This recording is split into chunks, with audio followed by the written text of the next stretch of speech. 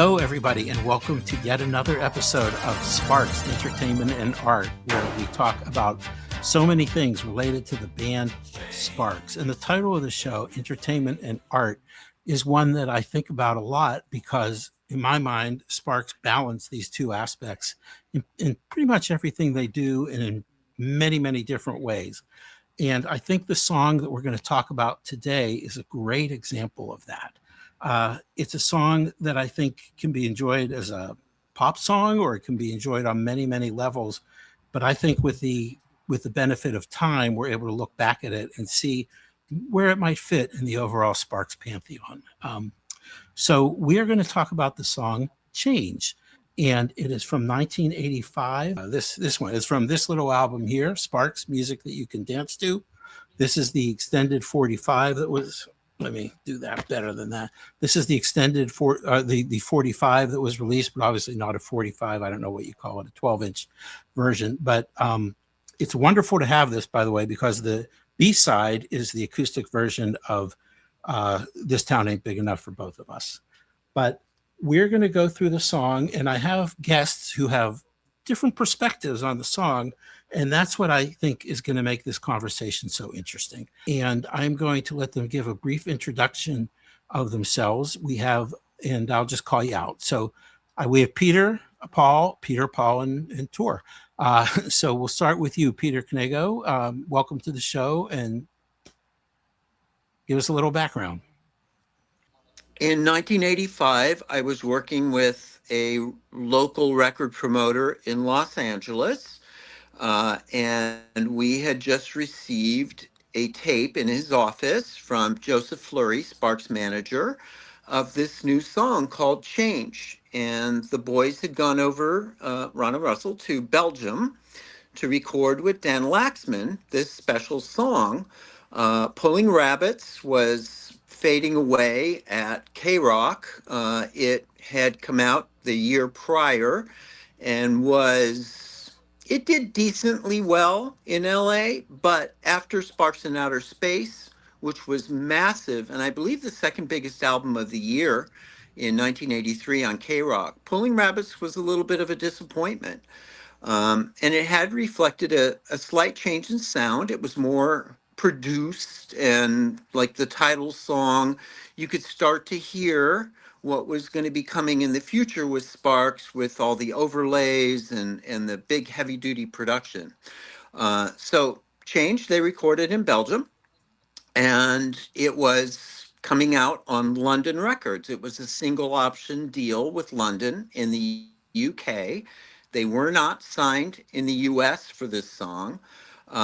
So what London had asked them to do was do remixes. So that was an interesting thing because, of course, the way that song is structured, it is really not a club record. So it was almost asking Ron and Russell to do the impossible to turn that into a dance song. And I had the pleasure and honor of actually driving Joseph, their manager, who didn't have a car. And this was at a stage when I was just so nervous to be around Ron and Russell that I could barely get a word out, just in being in awe of them, but having the great honor of being able to at least be involved with them in some way.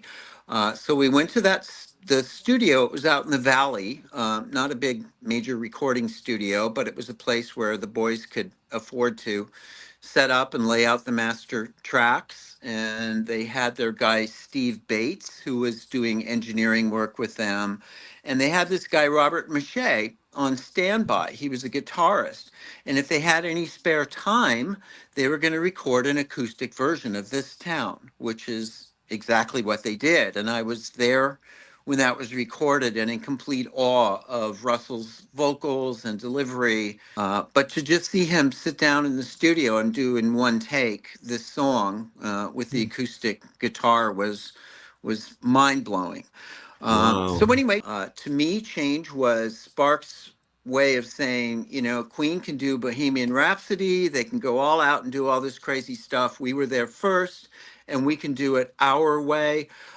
There were songs by artists like Frankie Goes to Hollywood. And, Trevor Horn was this massive producer in the UK. He had just come off the Buggles. He was doing Grace Jones.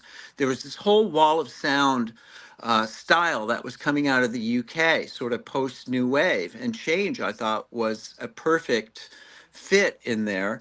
But it's the kind of record that you don't just play once and, expect radio to go crazy. It really needed a push, and it didn't get it. So the record came out, London dropped it.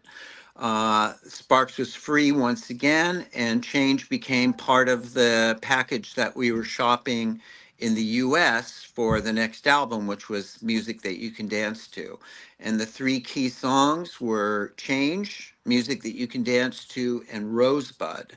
And after they released Music That You Can Dance To as a single, and it became a huge success in the clubs, Curb Records stepped in and signed that project, and that's a whole other show. But why were there two separate releases? Why was the release in the US and UK a little different from the release everywhere else in terms of Armies of the Night and Change? It was Curb that put out Music That You Can Dance To.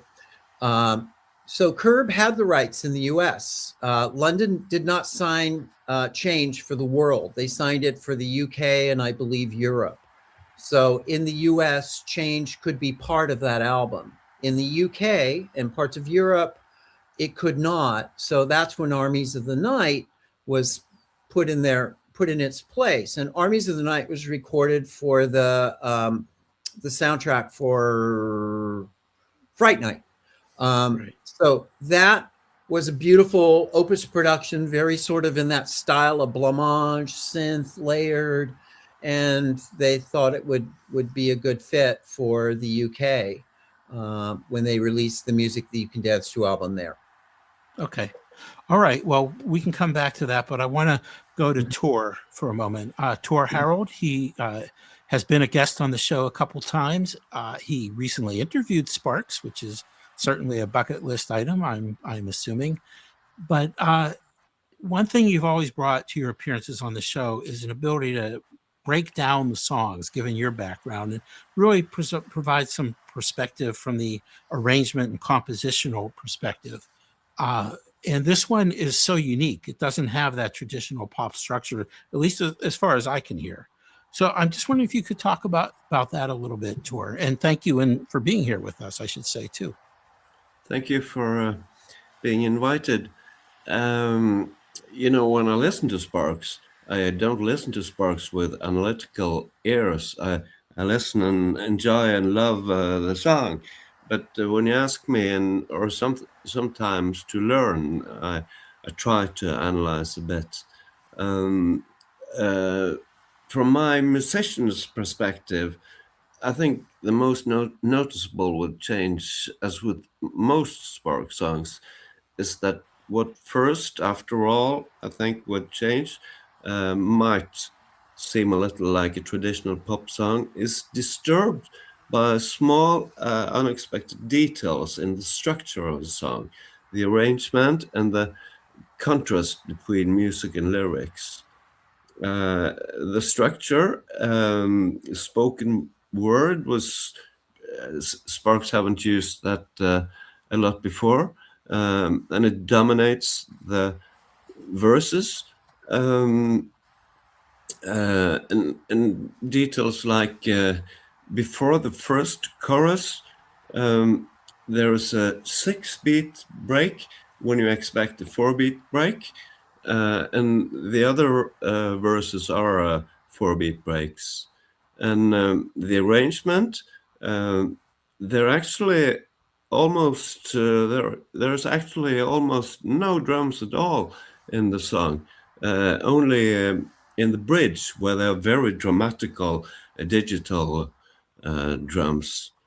So the rhythm of the song is a digital sample of finger snapping, and that sound is, in fact, the sound may be a little inside joke from Ron. That's the sound often used when you record a song to play steady. Um, Hmm.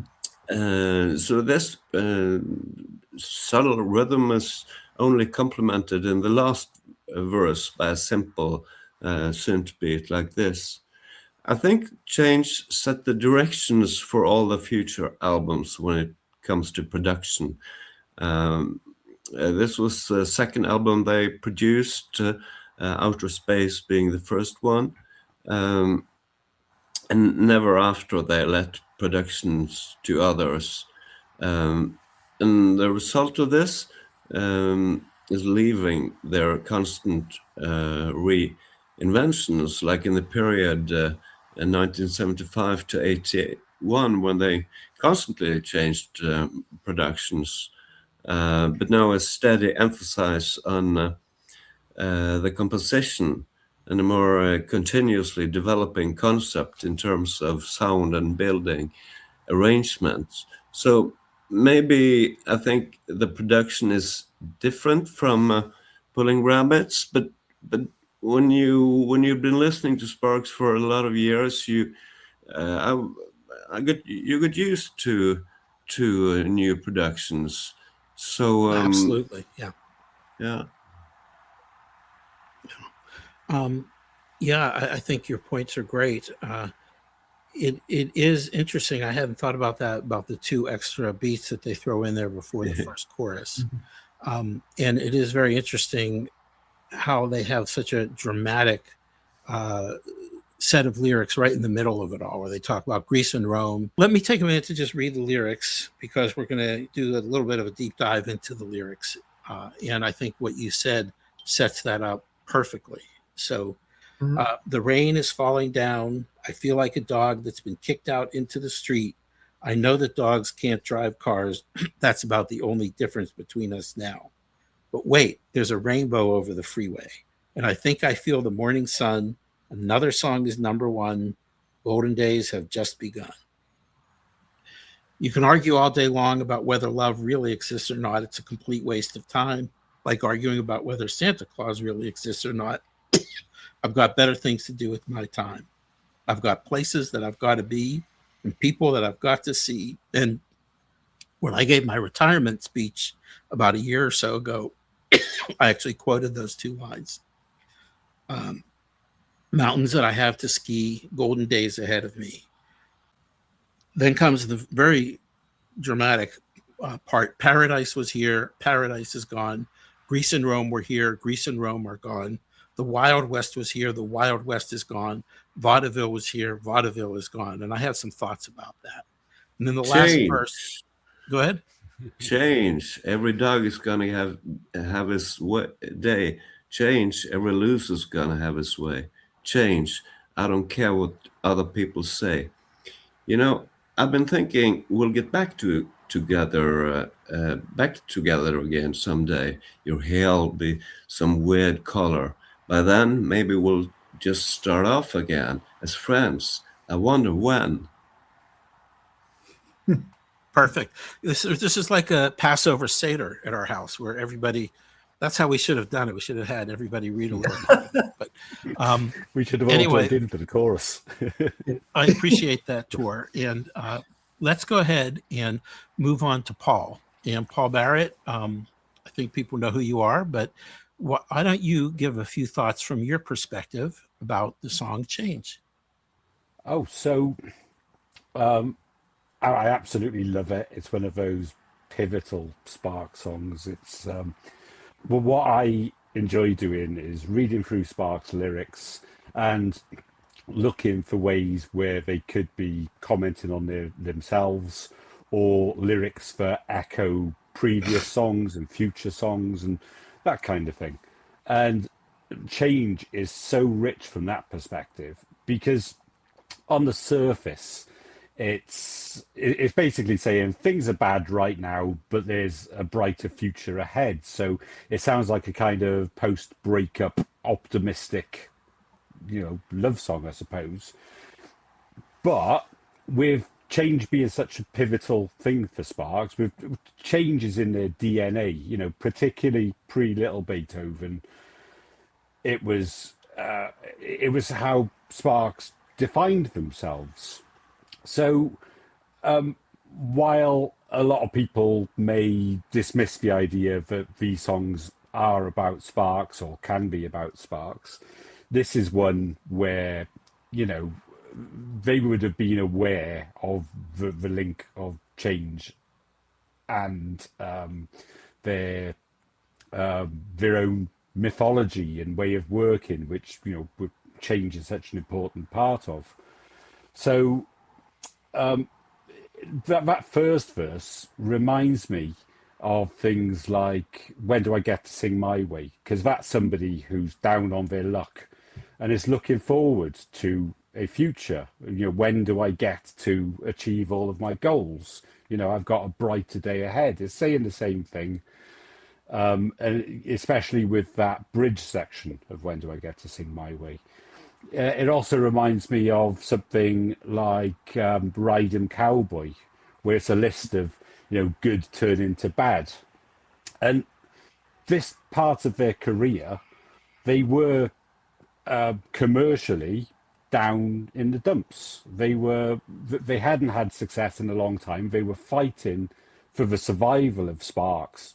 But there's this certainty that in the future, we're going to change into something else and it'll be a new start. And I think that's reflected at the end of the song. The bit I want to talk about, and apologies if I'm talking too long here, but that last verse is beautiful. The last verse is, you know, I've been thinking we'll get back together someday. Your hair will be some weird colour by then. Maybe we'll just start off as friends. I wonder when. And, you know, that obviously is a relationship song, but there's another way of looking at it, where if it's a post-breakup song, that sounds like a new start, and that's the impression you get right the way through the song. Here, it's saying, I'm going to go back to the same girl. I'm going to continue this same relationship. It'll be different because your hair's a different colour, because you've turned into something else. But when it says, I wonder when, there's like a certainty that they're going to start again and it's going to be the same but different. And that summarises Sparks to me. Everything they do fits that template. The language of this song uses expressions and metaphors and all kinds of wonderful things that are used several times before and since. So there are real uncanny links to other songs. So I can go into that a bit later if you want, but I'll hand back the microphone. Well, give us an example now. If you compare this song to My Baby's Taking Me Home, just the spoken word verse of My Baby's Taking Me Home and the first verse of Change, they've got several things in common. They're both, like the opening line is, the rain is pouring down. And the opening line of My Baby's Taking Me Home is, as we walk through the morning rain. They're both set in the morning. I think I feel the morning sun, and as I walk through the morning rain. A dog must be kicked out into the street, and streets for New England trees. There's a rainbow over the freeway and a rainbow forms. So they both have this rainbow as a pivotal moment, going from the sadness and bleakness of wet weather to this summery, bright future that they're, you know, in 1986 they were going there, and this is where they arrive. So another song is Number One, so it references music, and obviously Number One's a part of Sparks' vocabulary, and that's, you know, we can hear the sound of a chorus singing. So they've both got references to music. So it's only a few lines, but if you draw the parallels, it's like a retelling of the same thing. It's like the calm before the storm and the calm after the storm. You know, that's just one. No, verse that's of a it. fantastic example. And Peter, what do you think about that? Because I think it's brilliant, and it's Yeah. and yes, and the rainbow theme definitely. When I first heard My Baby's Taking Me Home, I was thinking, this is like part two of that story they started with Change way back when, and I as I said earlier, I always thought that the 21st century sound of Sparks was pretty much a continuation of what they were doing on music that you can dance to, but a lot less frenetic and experimental. It was just more of a thematic choice of not having a rhythm section and having these beautiful repetitive songs that were far more soothing to the ear than what was going on with music that you can dance to, but same kind of structure in a way. And just, Sparks not repeating what they did before, but building on what they did before and carrying the story. I also think change was the world in general. Music was changing. They were losing K-Rock.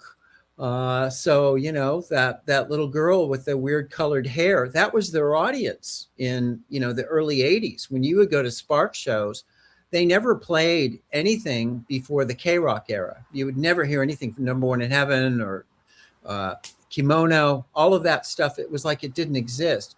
And this new generation of kids with K-Rock, these teenagers basically, were what you would see at their shows. And they were bopping to everything from Want That Sucker onwards. And again, that was changing. K-Rock was getting into Red Hot Chili Peppers and more kind of a hip hop edgy thing. The Seattle sound was coming in. And once again, Sparks was getting pushed out of their oeuvre and was being forced to change themselves as music was changing. So totally agree with you, Paul. What I would say is that it was part of the process, that by now they had their own studio. They were doing their own production, or soon after they would have their own studio. That was the next album. But yeah. Soon after they would have their own studio. They were doing their own production. And I think with this album, they were trying to, they didn't quite know where they were going yet. Here, I think they're still trying to figure it out. And you heard over the next couple albums, pop songs, and you heard dance tunes, you heard all kinds of different things. But here they were trying to figure that out, because this album has pop songs and dance tunes, and it also has songs like Change and others, which really do set that template for what we heard on the later albums. So I see it as part of that really interesting transition that took place over a number of years, including a pretty extensive hiatus. So that's how I see it. And that's why I think it's such an important part of their history. And it really tells us, okay, we're going to be doing something different now. We're going to take some time to figure it out. And that's exactly what you got over the next few years. Many years, actually, if you think about it. Yeah. But Tor, anybody have any thoughts about what I laid out? And then I want to. Yeah, I'm not quite sure about it, or at least I think you don't have to look at the lyrics that way. When I asked them about all that, when we spoke of all that, I would say have three natural interpretations, but they said we not very often write about things in real life. They make things up. So and this connects me to when I write a song. When I get to the rehearsal room and people say to me, what's this song about? And maybe it isn't about anything. It's about creating a feeling, associations. You make up your story. You get your impressions. I'm not making any statement. I'm not telling you anything. But then again, there's the song Do Things My Own Way and Mad, which certainly sounds like a statement. And then again, it's so this change doesn't sound very ironical, but it's a great part of the trademark Sparks to be ironical. You never really know when they are ironical or not. So I think the lyrics not necessarily is about themselves and their direction. Interesting. Don't you think, I've got- Tor, though, that sometimes maybe not consciously the lyrics were about themselves and their situation, but subconsciously, because of what they were experiencing at the time, that was what was coming out of Ron's brain, and it reflected what was going on without necessarily being an open statement about it. So I don't know, and like you say, they are not your average artists. They're not like the Laurel Canyon bands where they sit down and do a song about how sad they are because they broke up with their girlfriend or whatever. Their songs do go into different worlds and set up new characters and all of these things, but somehow underneath all of that, you get Ronnie's feelings of being the guy that doesn't get the girl, and it plays itself out in all these different scenarios. So they've never been obvious, like, hey, we're Sparks and this is how we feel. But I think there are things, and maybe even they don't know it. And I can say it was a very frustrating time in the Sparks world, because every time they would grasp onto some form of success, and K-Rock was great for them. I mean, they were UK, Europe, all of that had basically abandoned Sparks, even the rest of America. But in LA, they could fill the Greek theater, with 5,000 people because of the support they were getting from K-Rock, and that was fading out at the time. Change came out. I mean, it did not happen in the UK. I mean, what, did 30 people go out and buy that record because they were Sparks fans? And even Sparks fans were turning on them because they didn't sound like their last album. At the show they did, they opened for the Go-Go's, and it was supporting at the Greek Theater once again. They were supporting Balls. And I was in the back, and all these K-Rockers were there. They wanted to hear Angst in My Pants, and they were pissed that Sparks was playing this new sound. It was like, this isn't what we came for. And that's what they always had to deal with, was their audience was never evolving. And now they've got everybody sort of on the same team. And, when they're playing now, the older people, the younger people, they're loving everything. But they didn't have that before. So that was, again, part of, what they were dealing with. And very frustrating being on their team and knowing just how brilliant they were and how misunderstood they were. But yet the song Change is, at the end of the day, an optimistic one. Yeah. Somehow they kept, even through all of that, the perspective that we're going to keep doing what we're doing, and we're going to go where we're going to go, wherever that is, and we feel great about it. We're going to have our day. And I think that really says a lot, don't you guys? I do completely. There aren't that many artists out there who transformed themselves with so much commitment. They didn't go back. During the wilderness years, they could have made something that would have appealed to the people who bought the Island trilogy, the This Town Ain't Big Enough for the Both of Us fans. Mm-hmm. They could have made something that would have appealed to whatever K-Rock was playing at the time, but they choose their own route. And I think there's an obsession with being a new band, with being always fresh. So back in the last verse I read, it says, if you bear with me 1 second, maybe we'll start again as friends. It's like the reset is as important. And here they're saying, I don't care what other people say. I don't care if the people who bought Want That Sucker and Angst in My Pants are disappointed with this, because it's what I want to do. And this whole concept of change has been embedded in their lyrics before and since in so many interesting ways. Well, So I think it's concepts, a really valid point to say that this has been a theme throughout their career, and it's also part of what they've done throughout their career. They've kind of walked the walk and talked the talk. kind of walked the walk. They say we're all about change, but they've done it, and that's a risky thing. And I want to bring that back to this song in particular. I think we've covered how it really holds up as an important message about how their career has evolved and where they want to go, even if they're not sure where that final destination may be quite yet. And at the same time, it's just a really enjoyable song. I mean, what Tor, when you hear it from your original perspective, like you said, you just hear it sometimes because you love the music. How does it affect you just in terms of enjoying the song?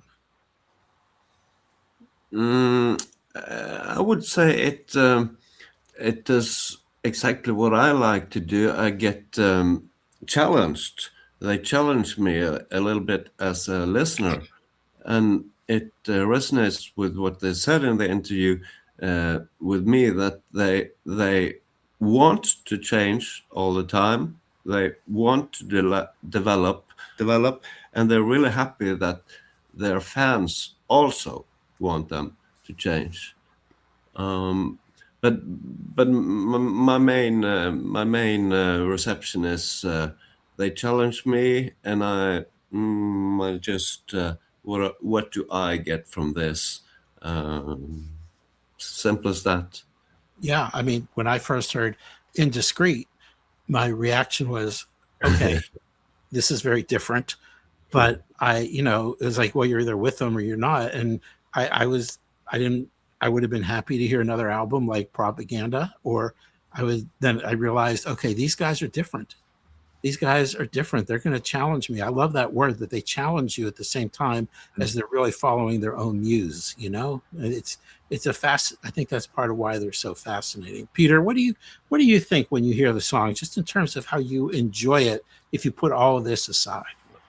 Oh yeah, well, I loved it because I love the melodic parts, the synth sounds that they were using, that drum sound that they use with the big drum kick in there, and I just thought it was incredibly delightful. And again, hate to compare them with the others, but Queen, Bohemian Rhapsody, it's just, you don't know what direction that song was going to go in. I can't stand that song, and I never want to hear it again. But when you first heard that, you were like, oh my God, it's doing this, and now it's doing that, and then it's coming back to this, and you're taken on a journey.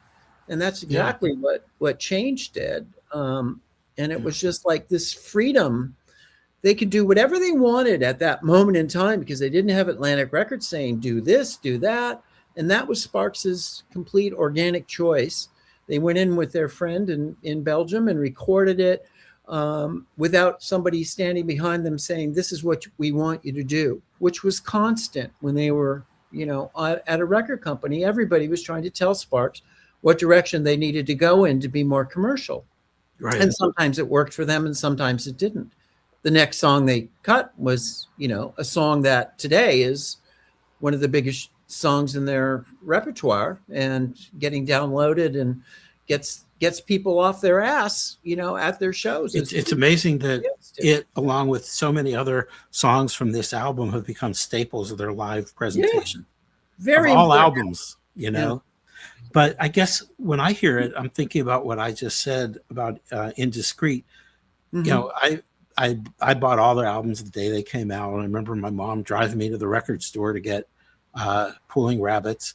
And Pulling Rabbits is kind of, it was okay. It wasn't as good as the one before it, which I didn't think was as good as the two before it. But then all of a sudden I'm listening to this album, and it's nothing like those albums. And then this song comes on, and I remember it caught my attention immediately. So I've always enjoyed this song because it seemed to say, even then, kind of like Indiscreet. Well, okay, they're doing something really new here. Or at least this is indicating something new. But at the same time, you can play this song really loud, and it's great to just play and hear that ba-bum, ba-bum, ba-bum, ba-bum, bum, bum. Yeah. So, to me, it holds up on so many levels. And I think it's so important for all the reasons that we've talked about. I'd say the plagiarism version is also fantastic. That was the first version of this that I heard. The plagiarism remake. I think it holds up really, really well. It's a standout song on the album.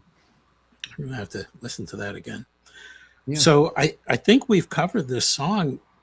Let me just ask everybody, do you agree that this is a pretty important song in teaching us about Sparks and who they are? Or, what do you guys think? Absolutely. My opinion, it was, again, opening up the gates for them to be who they wanted to be versus who they were being told to be. And it is. And I agree with Indiscreet. I think, that was Sparks at probably one of their most artistic and bombastic and a little crazy, and wonderfully so. And Change, I think, did pick up on quite a bit of that. And as we said, it was probably the blueprint for the 21st century Sparks that came after Little Beethoven. But I agree. And it's such an interesting point because with Indiscreet, they started to lose some of their audience. Yeah. And with this album, as you've described, they were already losing part of their audience too. Yeah. So it's kind of a fascinating analogy. Any last words, Tor, Paul? I'd like to say that although they've always been after commercial success, they've always done things that they know will not give them commercial success. A song might sound like a regular song, and then there's what's going on in these lyrics? What do these means when I think about the 70s songs? And this comes from Ron's heart. This song for me is easily one of my favorite Spark songs. I think the melody, the emotions in it, the wit, that line about I've got people I've got to see and mountains that I've got to ski is one of the best rhyming couplets in pop music as far as I'm concerned. I love the orchestration. I completely agree with what you've all said about it being a foundation that we saw them build on Little Beethoven and beyond. It's one of the earliest hints at what was to come. So yeah, I think it's a fantastic song all round. I could talk for about an hour about all of the connections to other songs. I'll just give my favourite one, if you don't mind, is on My Devotion. They say, "You've never changed, hair rearranged." Yes. And so it's got the word change in it. It's obviously the inverse of it. But with hair rearranged, it reminds me a lot of your hair will be some weird colour by then. And right the way through their catalogue, there are these little references to the same woman with a different haircut or different hairstyles, basically. So, yeah, it's a little thread of a metaphor that they'll use in many different ways, in many different contexts. Yeah, well, it's a great song. It's an important song. It's if I ever get around to revealing my top 10 or top 100 list, I think you'd be very surprised at where this one falls. It's way up there. And I think that you guys have brought some amazing, really valuable perspectives to it. And I just want to say thank you to all of you for doing that. It really was a terrific conversation. And to everyone watching, you got to, sometimes things are worth sticking with because this is the kind of analysis and the kind of thought and the kind of love for the band that comes out.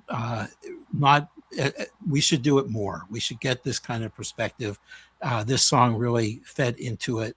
And so I'm very grateful for my guests. I hope everybody here enjoyed the conversation. Hit that old subscribe button. But if you haven't yet, you probably aren't going up, but that's okay.